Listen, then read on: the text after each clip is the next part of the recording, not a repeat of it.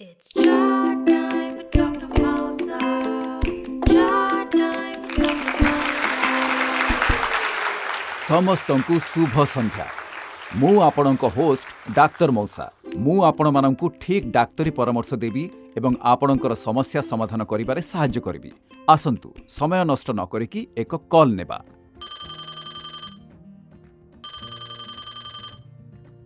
Hello, आपण किए कहउछंती? नमस्कार डॉक्टर मौसा, मु हूँ रिया। शुभ संध्या रिया। मु आपणकु किपरि सहाय्य करि परिबी?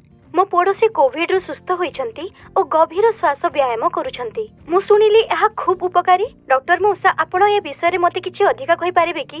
निश्चय।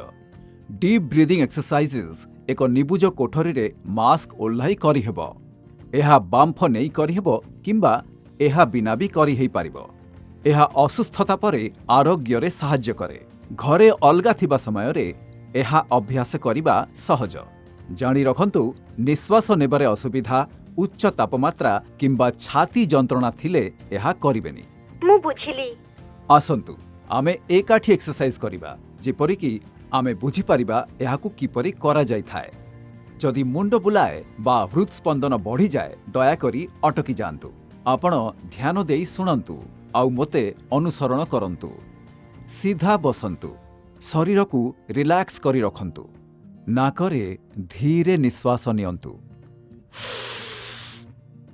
जेते समय पारुछंती निश्वास अटकाई रखंतु।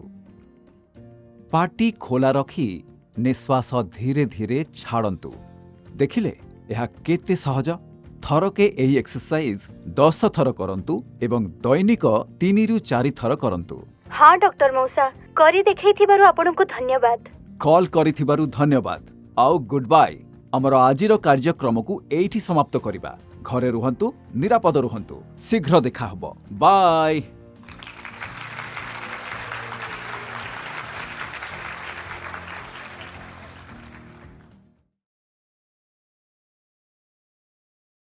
नमस्कार। जदि आपनको वीडियोटी भल लागिला तेबे तळे थिबा लाइक बटन ने क्लिक करंतु।